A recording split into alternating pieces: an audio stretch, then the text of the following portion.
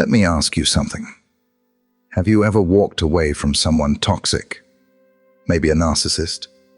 But deep down you still wonder, am I really free? Or do they still have some kind of hold over me? It's a haunting question, isn't it? Because escaping a narcissist is not like walking out of a locked room. The chains aren't always physical. They're mental, emotional, invisible. And sometimes, even after months or years, you might still feel their shadow trailing behind you. This is where the Stoics give us a radically different perspective. They remind us, true victory isn't about your enemy falling. It's about you rising. It's not about their defeat, but about your peace. Because if you're still fighting them in your mind, you're still in their world. And the Stoics would say, why should you let them rent space in your head for free? Now, the narcissist wants you to believe the battle is never over, that they still have some invisible string tied to you.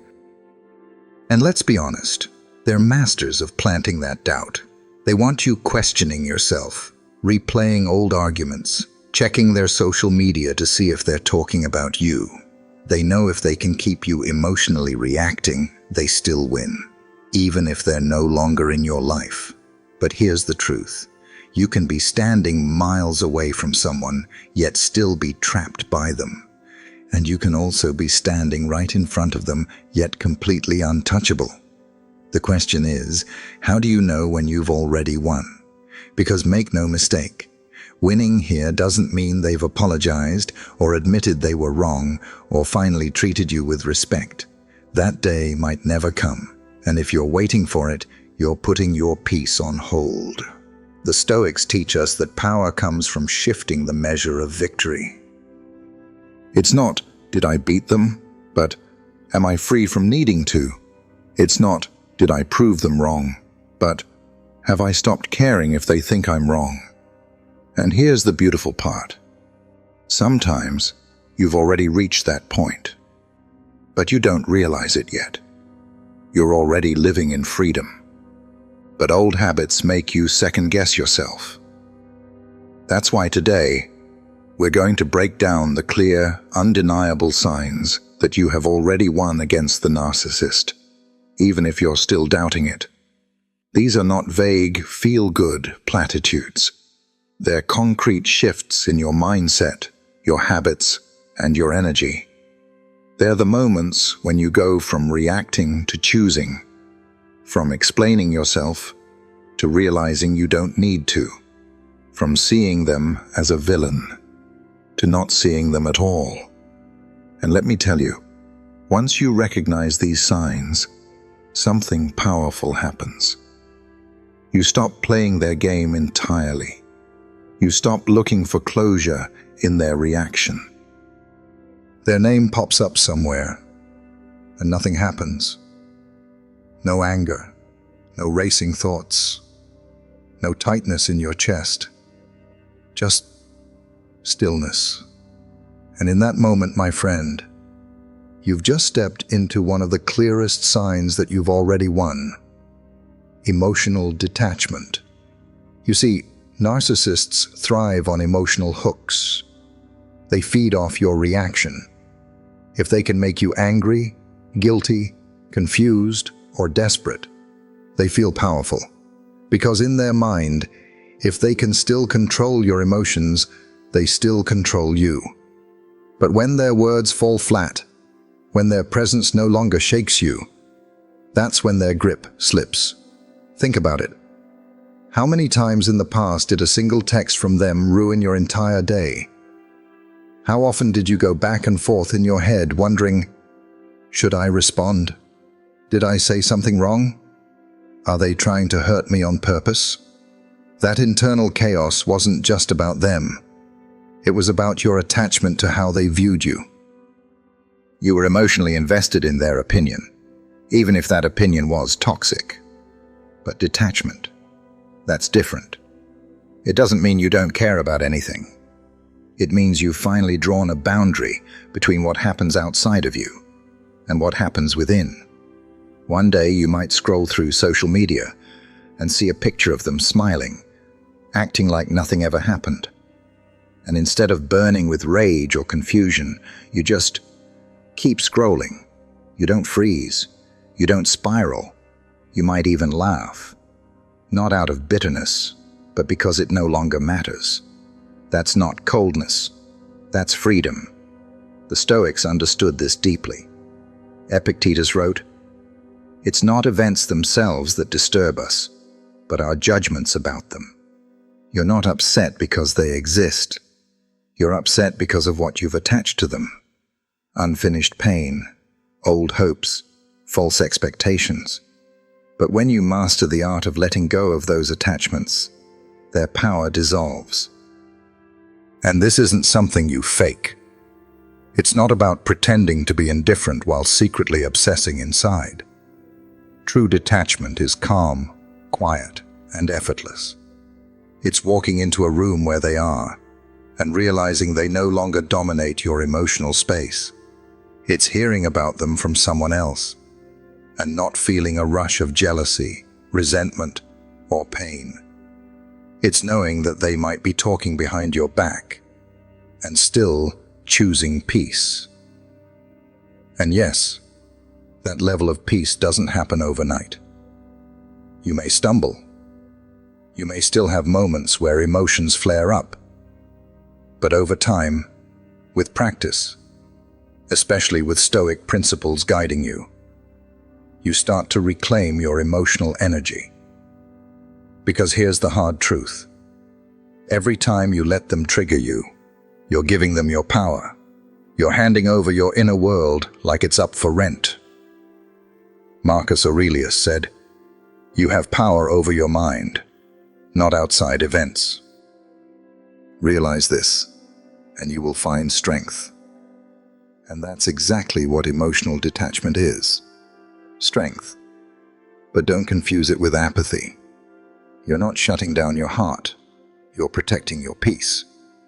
You're choosing not to let someone else's chaos pollute your clarity. You're choosing to respond, if necessary, with intention, not impulse. You're choosing silence over drama, presence over panic, and wisdom over war. So how do you know you've reached this point? Ask yourself, can I see their name without flinching? Can I think about the past without reliving it? Can I imagine them moving on without needing revenge or validation? If you answered yes to any of these, then you, my friend, have crossed the first major threshold of victory. Because this isn't about who has the last word.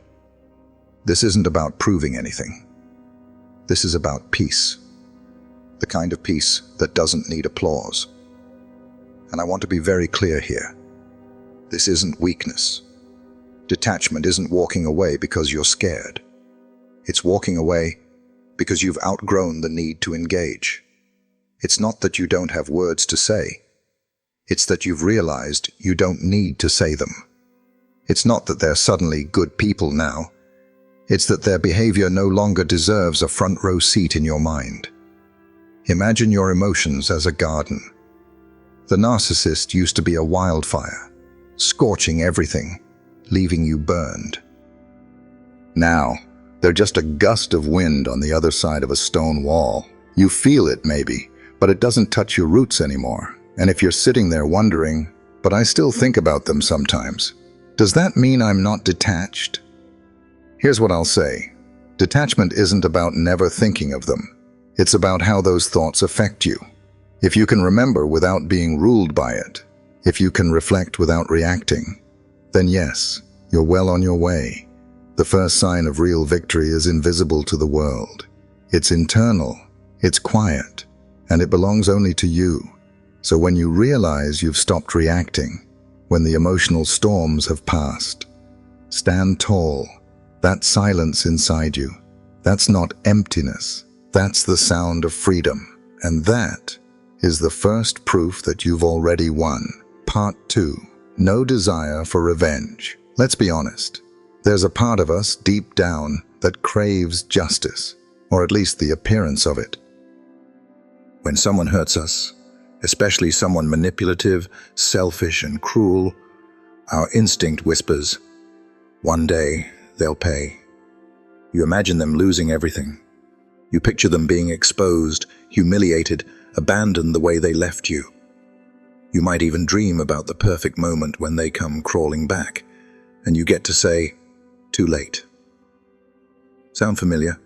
It's a very human impulse. Revenge feels like justice when we're still bleeding. But here's the trap. It keeps you emotionally tied to the very person you're trying to escape. And that's what makes this next sign so powerful, so liberating. You know you've truly won when you no longer feel the need for revenge. Not because you've forgiven and forgotten. Not because you're pretending it didn't happen. But because they're simply irrelevant. Let me paint the picture. You hear a friend mention their name. Maybe there's gossip. Maybe they're struggling. Maybe they've finally been called out for their behavior. And instead of feeling triumphant, vindicated, or gleeful, you feel nothing. No satisfaction, no bitterness, just neutrality. You might even shrug and change the subject, because by now you've realized keeping score means you're still playing the game, and that game, it's not worth your peace. Marcus Aurelius once said, "The best revenge is not to be like your enemy." That's the essence of Stoic power. You don't need to strike back, because you've evolved beyond the battlefield. Retaliation keeps you in the same emotional arena as the narcissist. It means they still influence your behavior. It means they're still dictating your responses. But when you no longer burn for revenge, something incredible happens. You reclaim emotional sovereignty. You become untouchable. Think about this. What's more powerful, spending your energy plotting their downfall, or building a life so full, so peaceful, so grounded that their downfall isn't even necessary? Let me share something with you. There was a time in my life when I clung to the idea of revenge like it was air. I thought, when they finally get what they deserve, I'll be free. But guess what? Years passed, and even when they did face consequences, I felt empty. Because I had built my freedom on their suffering. And that's not freedom. That's just another cage. It wasn't until I stopped caring whether they won or lost, whether they looked bad or good, that I finally exhaled. And I want you to have that too. Because the Stoics teach that victory is measured by what you no longer need, not by what you take. If you don't need revenge, if you don't need them to suffer, if you don't need them to even understand what they did, you've already transcended them. And that's not weakness, that's clarity. You've probably seen this before in others, maybe someone you admire. They carry themselves with quiet strength. They don't retaliate, not because they can't, but because they see the cost. They understand that peace is not won through destruction, but through detachment. Here's the paradox. When you still want revenge, it means they still have you. You're still looking backward, still entangled in their shadow. But when you've truly moved on, your eyes shift forward. You don't wish them harm. You don't wish them success. You simply don't wish them anything. That's what real indifference looks like. And indifference isn't numbness, it's freedom. It means your soul has healed to the point where their name no longer echoes. Their voice no longer stirs you. Their downfall no longer excites you.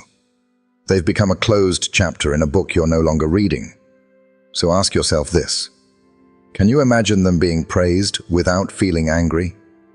Can you hear of their struggles without feeling triumphant? Can you see them succeed and not question your own worth? If you can answer yes, or even almost yes, you're on sacred ground. Because that space of inner silence, that lack of emotional charge, that's the proof.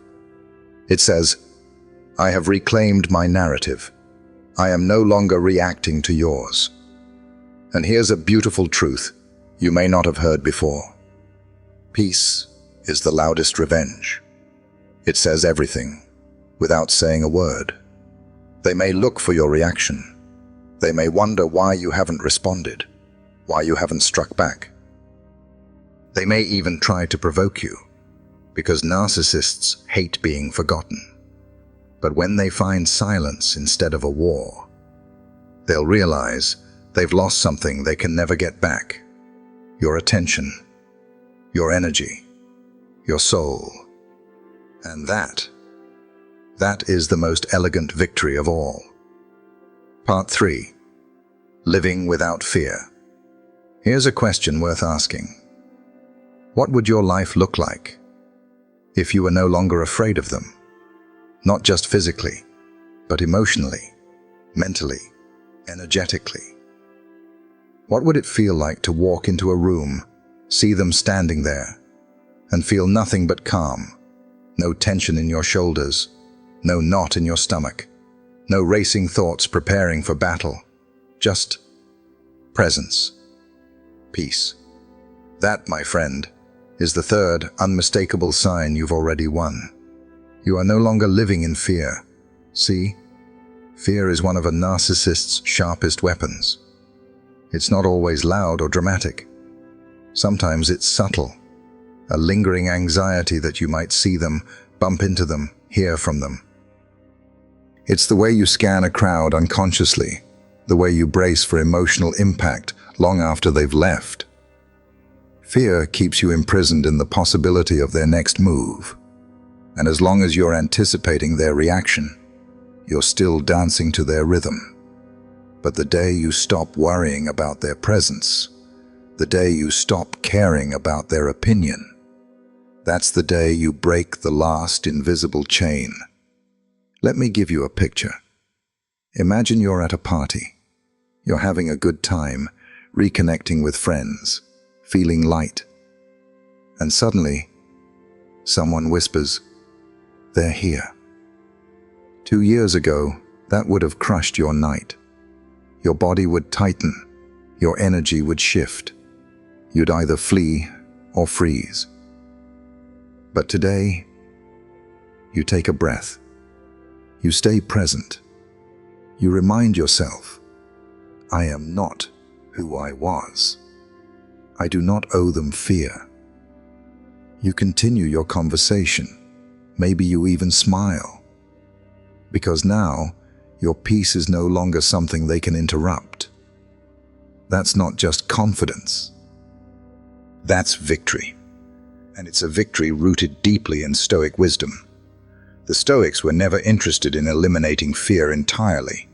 They knew fear is part of the human condition. What they taught was mastery. Not by running from fear, but by facing it, understanding it, accepting it. Epictetus said, "Man is not worried by real problems, so much as by his imagined anxieties about real problems." In other words, it's not the narcissist's presence that's the problem. It's the story your mind tells when they're around. And once you rewrite that story, everything changes. Here's the truth. Fear only rules what you refuse to face. But the moment you stop running, the moment you say, "Let them come, I will not shrink," the fear dissolves. You may still feel a flicker of discomfort. That's normal.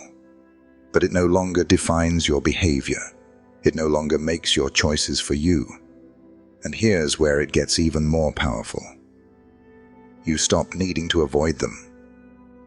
You stop organizing your life around the chance of seeing them. You don't cross the street. You don't change events. You don't censor yourself to stay hidden, because the safest place on earth is not one where they aren't. It's one where you're fully you, no matter who's watching.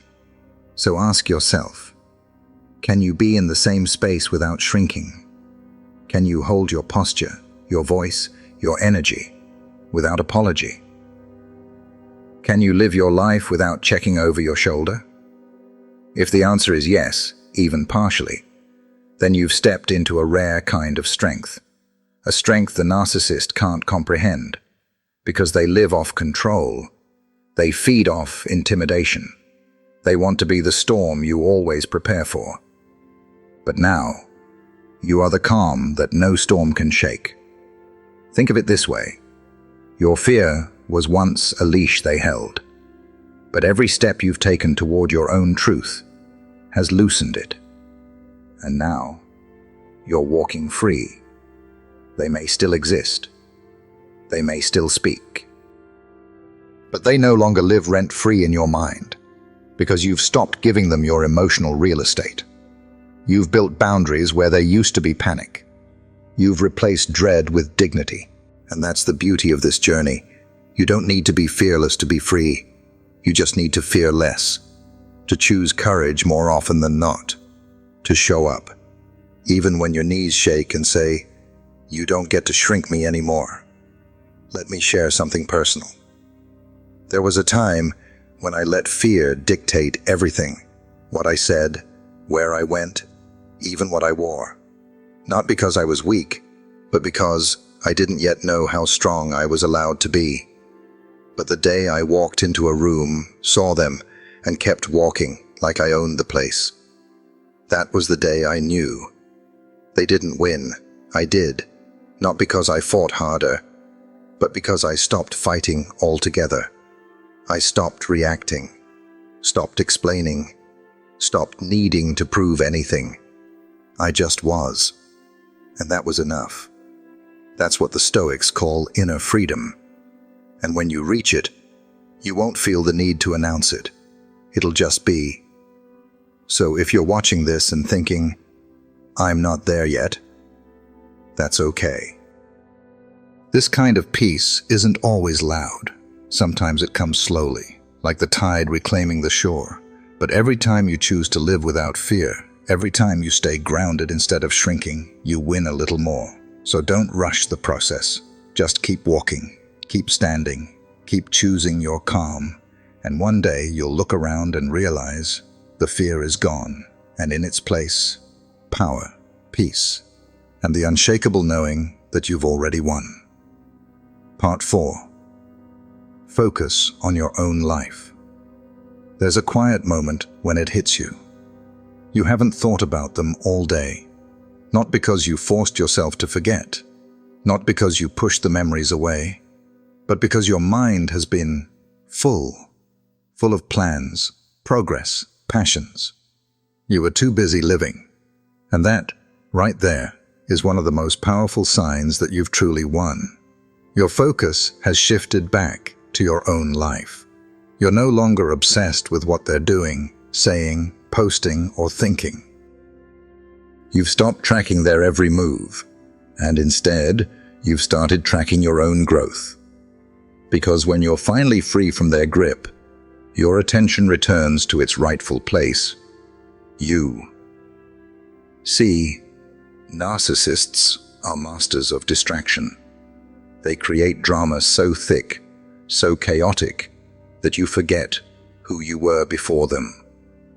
Your energy becomes scattered, tied up in defending yourself, decoding their mixed signals, surviving the emotional whiplash. But once the storm clears, something beautiful happens. You start to remember yourself, not the version of you that was constantly on edge, people-pleasing, or walking on eggshells, but the version that dreams, that builds, that creates. You reclaim your time, your creativity, your peace. And suddenly, instead of checking their Instagram story, you're writing a chapter in your own. Let me give you an example. Maybe you've always wanted to learn a new language. Maybe you used to love painting, or writing, or hiking. But somewhere along the line, you stopped, because all your energy went to them, managing their moods, soothing their ego, chasing their approval. But now, you're signing up for that class. You're picking up the brush. You're reconnecting with friends you had to distance yourself from. You're finally investing in your health, your goals, your relationships, not as a way to impress anyone, but because you're worth it. That shift, away from them, toward you, is everything. because what you focus on grows. And when you stop watering weeds, your garden begins to bloom.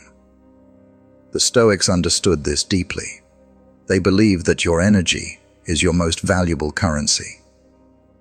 Marcus Aurelius wrote, "You have power over your mind, not outside events.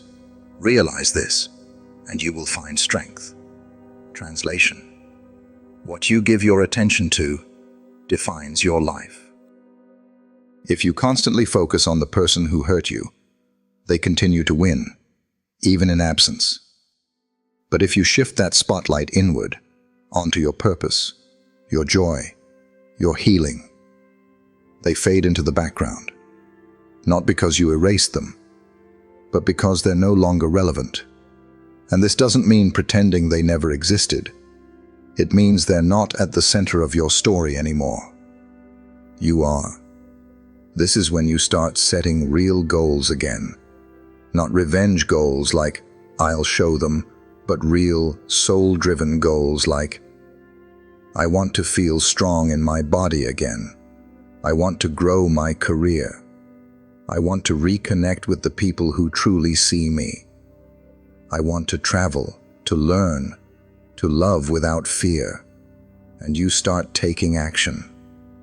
Small steps at first. A gym visit, a journal entry, a walk outside without checking your phone. But each step builds momentum. Each choice signals to your brain, we're moving forward now. We're no longer circling the past. We're building the future. And if there's one thing narcissists hate, it's being forgotten. They want to believe they're unforgettable. But the truth is, people become forgettable when you stop feeding them your energy. They become the footnote, while you become the main chapter again. So let me ask you, when was the last time you got excited about your future? When was the last time you laughed, really laughed, without looking over your shoulder? When was the last time your to-do list was filled with things that mattered to you? If you're starting to say recently, or even today, then know this: that's victory. Because freedom isn't always dramatic. Sometimes it looks like cooking a meal while listening to your favorite music. Sometimes it's a quiet coffee on the porch, knowing you don't owe anyone an explanation. Sometimes it's finally sleeping through the night because your nervous system isn't bracing for chaos. These are not small wins. These are signs of a life returning to itself, a soul that has finally been reclaimed.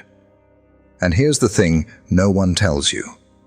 You don't have to rebuild your life in rebellion. You can rebuild it in joy, in peace, in curiosity, in love, not just for someone else, but for yourself. When your world no longer revolves around what they said or did, when the question becomes, what do I want to create next? Instead of, why did they treat me that way? You've already crossed the finish line, not because you're healed perfectly, but because you're moving. And movement, in Stoic thought, is life. Seneca once said, "It is not that we have a short time to live, but that we waste a lot of it." And let's be real. If they've taken enough of your time already, don't let them take any more. This chapter is yours now. So build the business, start the podcast, plant the garden, write the book, get your passport, go on the date, take the class, call your mom, stretch, breathe, dance, sing. Not because it's a performance, but because you finally remembered what it feels like to be alive on your own terms. You're not just surviving anymore, you're living. And that is a sign of total, undeniable victory. Part 5. Their attempts no longer work. There was a time when just one text from them could unravel you. A message that said, "Hey, I miss you." A sudden apology. A late night, "I was just thinking about you." Or worse, silence followed by sudden flattery, gifts, or promises they never kept. And you'd feel it. That tug. That old familiar mix of confusion, hope, and guilt. You'd wonder, maybe they've changed. You'd second-guess yourself. Am I being too harsh? You'd hesitate, unsure whether to respond or walk away again. That's how they pulled you back in. But now, they try it again. The same games, the same manipulation, the same emotional tricks. And for the first time, it doesn't work. That, right there, is your fifth and final sign. Their attempts no longer affect you. The guilt-tripping falls flat. The love-bombing doesn't move you. The passive-aggressive jabs bounce right off your emotional armor, because you see through it all now. It's like waking up from a long, strange dream. You can't unsee what's been revealed. You no longer read their messages like they're sacred scrolls. You no longer decode their silence like it's some ancient mystery. You don't spin in mental circles wondering, what did they really mean? You already know what they mean. And more importantly, you know it doesn't matter. This is what the Stoics called emotional mastery, the ability to respond with reason instead of reacting from impulse. Seneca wrote, "He who is brave is free." And bravery, in this context, is saying no and not feeling guilty for it. It's choosing silence when you used to explain. It's deleting the message instead of rereading it 5 times. It's blocking the number without drafting a dramatic goodbye. It's walking away without ceremony because your peace doesn't require a performance. Think about how powerful that is. They haven't changed. Their tactics haven't changed. But you have. That's what makes this moment so defining. Because narcissists aren't confused. They're calculated. They don't reach out because they love you. They reach out because they've lost control. And when they sense that control slipping, they reach for their favorite tools. Guilt, charm, chaos, threats wrapped in sweetness, promises wrapped in lies. And in the past, that worked. Why? Because they knew your heart. They knew you wanted to believe the best in people. They knew you craved closure, validation, fairness. But now you've learned a deeper truth. You don't need closure from someone who thrives on leaving doors open. You've realized that not all attention is love. Not all apologies are repentance. And not all "I miss yous" are genuine. Sometimes, they just miss your compliance, your emotional labor, your silence in the face of their damage. But you don't offer that anymore. And here's the test. They message you out of the blue. Something sweet, something vague, something baited. And what do? You look at it. You maybe roll your eyes. And then you move on with your day. No spirals, no overthinking, no journaling for an hour, trying to decipher their intent. Why? Because you're not living in their story anymore. You've written a new one. And in this new chapter, they're no longer the center. In fact, they're barely a character at all. Let me tell you something from personal experience. The first time you ignore a manipulative message without guilt, it feels awkward. You'll catch yourself waiting for the anxiety to kick in. But it never does. And that silence, that peace, it's your power returning. That's when you know their emotional hook is gone. And it wasn't because they stopped trying. It's because you stopped biting. You've raised your emotional standards. You now understand that love without respect is manipulation. That sorry without change is just another tool. That any relationship that requires you to abandon yourself is not love, it's control. The Stoics would applaud this, because this is exactly what they taught. That freedom is found not in changing the world around you, but in governing the world within you. You don't control what they send, but you control how you receive it. You don't control what they say, but you control whether it enters your mind. You don't control who they pretend to be, but you control who you choose to be. So ask yourself, when they reach out, do you feel tempted or indifferent? Do you feel the need to respond? Or are you at peace with silence? Are you still hoping they'll change? Or are you finally focused on you? If you're leaning into peace over panic, presence over reaction, silence over chaos, you've won. Because here's the truth they don't want you to realize. The moment you stop responding, their power dissolves. They can't manipulate what doesn't move. They can't guilt-trip someone who feels no guilt. They can't love-bomb someone who already knows their own worth. You've stepped out of their emotional ecosystem, and that is the ultimate freedom. Part 6. You control the contact. Let me ask you something personal. Who decides when the conversation begins? Who decides when it ends? Who controls the doorway between you and them? Because this is the 6th and final sign that you've truly won. You now control the contact, not from a place of revenge, not to punish them, but from a place of deep, hard-earned self-respect. You decide if there's contact. You decide when. You decide how. And sometimes, you decide there should be no contact at all. This, right here, is a powerful shift. Because in the past, they held the strings. They'd message whenever they wanted, expecting you to reply. They'd disappear for weeks, only to reappear with a charming line.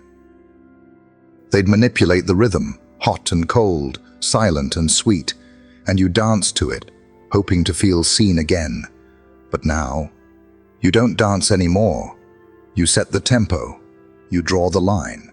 You say, this is what I allow in my space, and this is what I don't. And it's not dramatic. It's not cruel. It's simply clarity.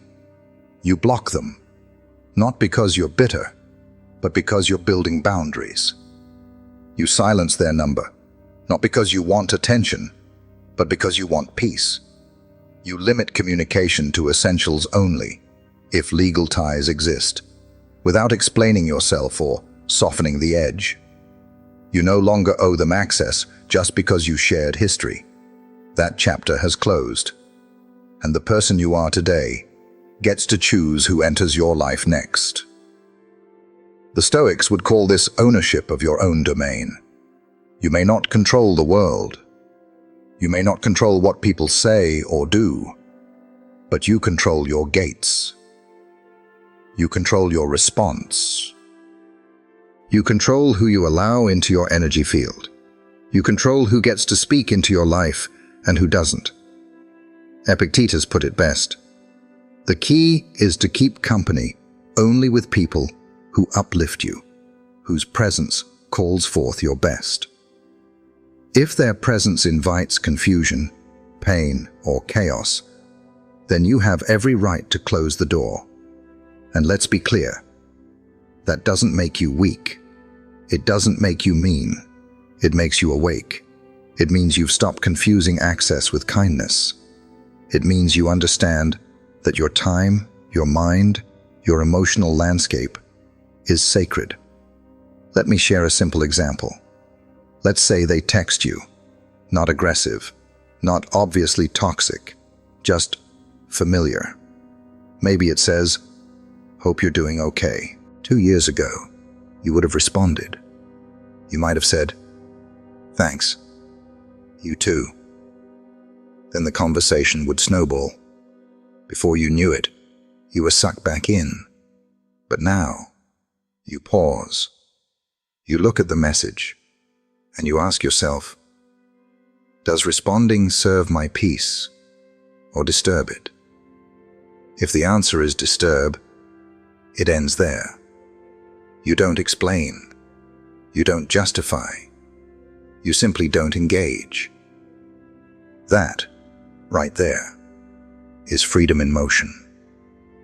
It's the quiet, steady moment where you reclaim your right to decide who reaches you and who doesn't. And this doesn't just apply to blocking a narcissist. It applies to your energy in all areas of life. Because when you stop chasing closure and start creating boundaries, when you stop responding by default and start responding by choice, you go from reacting to life to leading it. That's a Stoic life. You no longer leave the gate wide open, hoping they'll come back as someone different. You don't wait by the phone. You don't feed the fantasy. You live in reality. And in reality, some people don't belong in your present, just because they existed in your past.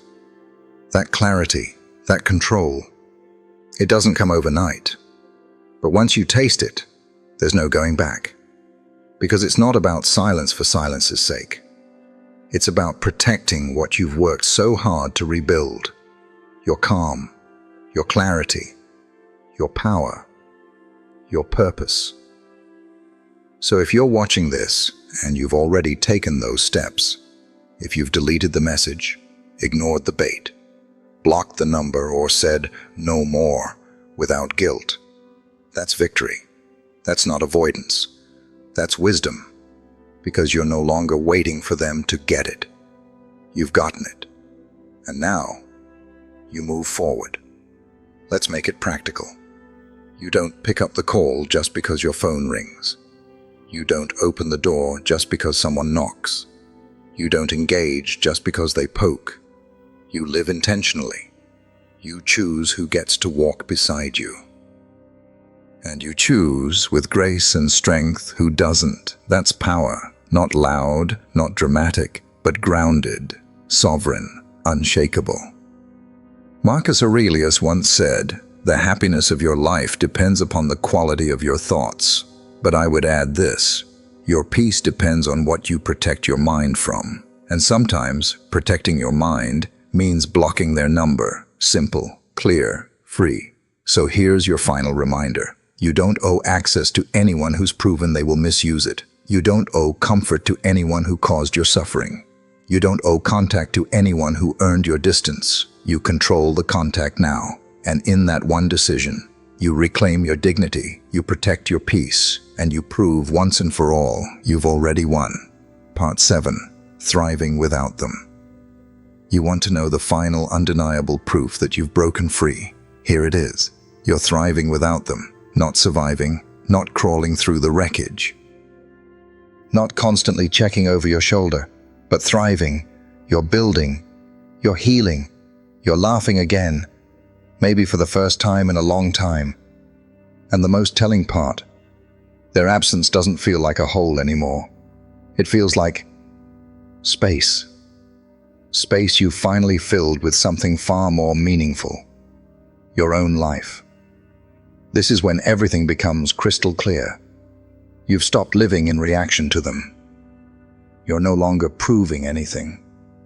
You're just living well on your own terms. Maybe it's your career finally taking off. Maybe your finances are steady again. Maybe your skin is clearer. Your sleep is deeper. Your smile comes easier. Maybe you've attracted friendships that feel real, where you don't have to perform or walk on eggshells. Or maybe, most powerfully of all, you finally come home to yourself. That's not luck. That's liberation. And here's what makes it beautiful. They don't get credit for it. You do. You made the choice to rise instead of stay broken. You made the choice to look inward instead of chase closure. You made the choice to build something new instead of trying to repair what was already rotten. Let's pause and really think about this. Do you remember the version of yourself who thought you couldn't live without them?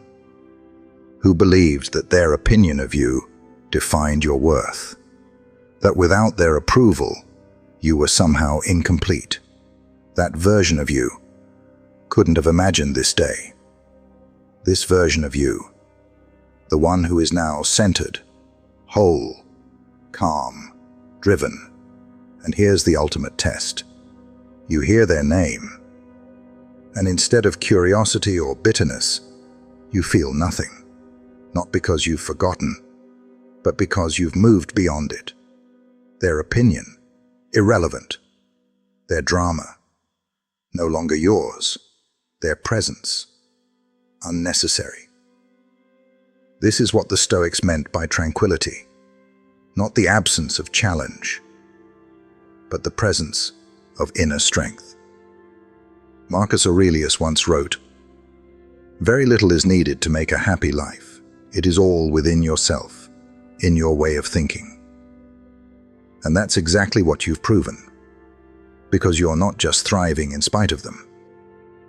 You're thriving because you've chosen a life rooted in what the Stoics valued most: self-mastery, integrity, purpose, and peace. You stopped chasing their validation and started investing in your own growth. You stopped obsessing over what they think and started listening to your own inner voice. And let me say this loud and clear. That is success. Success isn't always loud. It's not always followers, wealth, or flashy wins. Sometimes it looks like sitting in your own apartment, surrounded by stillness, drinking tea, and realizing you're okay. More than okay. You're whole. Sometimes it looks like celebrating small wins that once felt impossible. Going a week without thinking of them. Smiling genuinely during a workout. Sleeping through the night without anxiety. Saying no without over-explaining. Feeling proud without needing anyone else to notice. You've outgrown the version of you that needed them.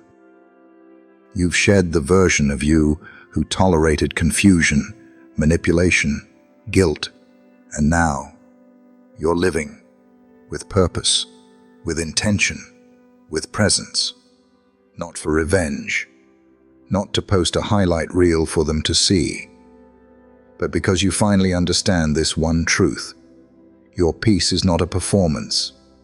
You don't need to prove to them that you're better off, because you know you are.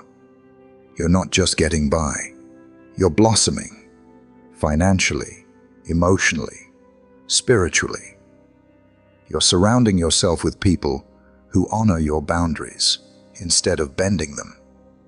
You're choosing joy, not because everything is perfect, but because you're free.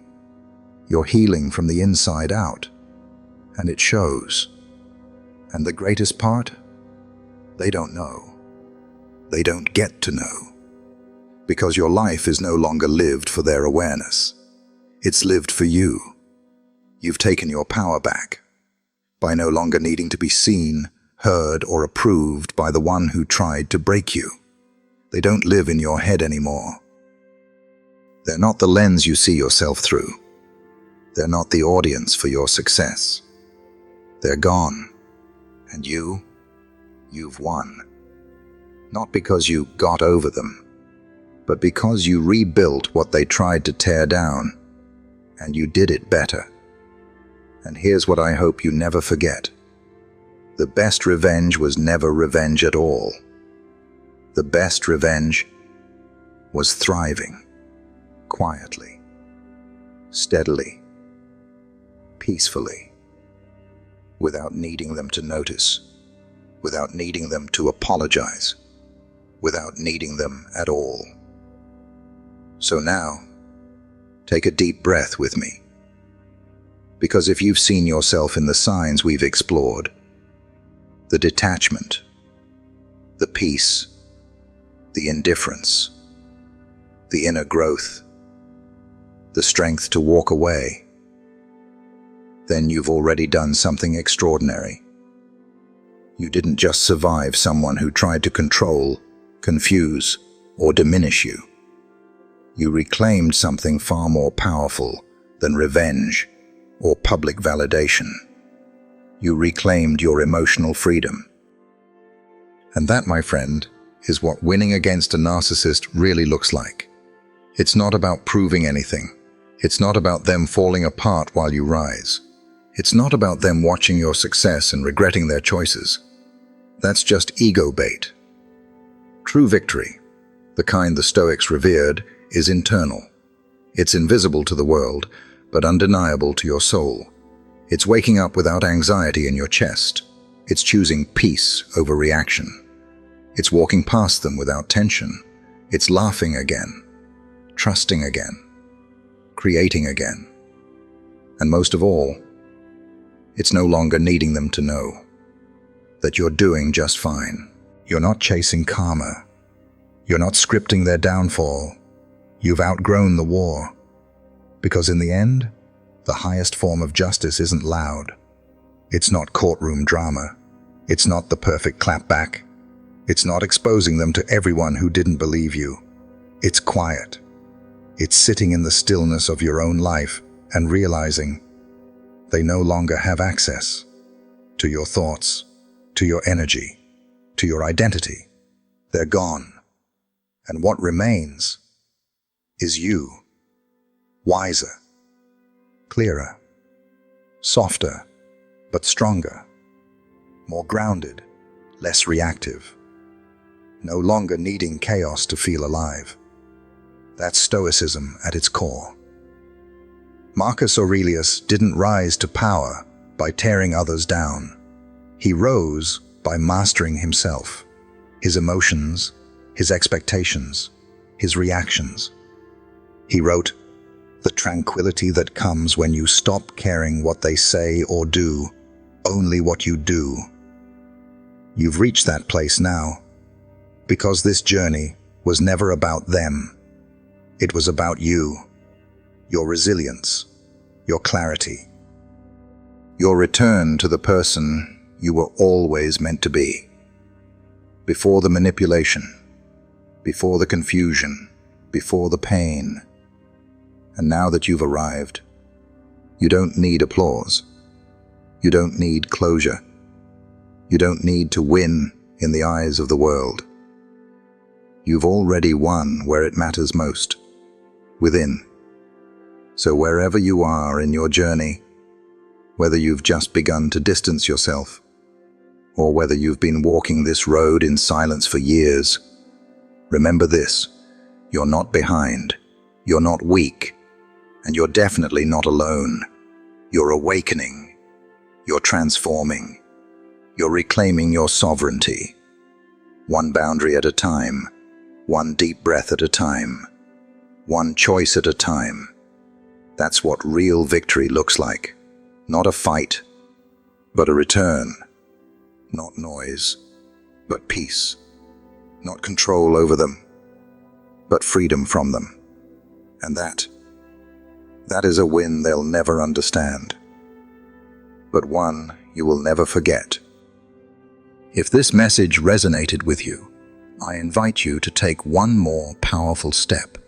Hit that subscribe button and join this growing community of people reclaiming their power, healing with purpose, and living with stoic strength. And in the comments below, tell me, which sign hit home the most for you? Which moment made you realize you've already won?